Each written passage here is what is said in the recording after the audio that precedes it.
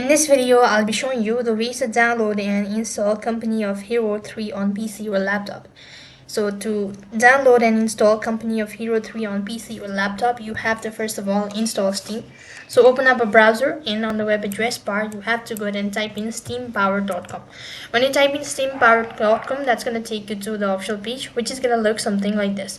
While you're on this page, go ahead and tap on the install Steam button and it's going to take you to the page. Select the device and next thing you have to run the installation.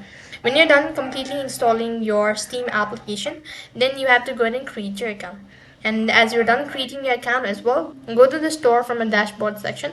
And on the search box, you have to go ahead and type in the game that you're looking for. That is Company of Hero 3. Click on Add to Cart. And it's going to take you to the checkout procedure. Go ahead and add your payment source, all that. When you've actually bought the game, next you have to go ahead and download as well as register yourself. And in that way, you could go ahead and play your in that way, you could go and play Company of Hero 3 on PC or laptop.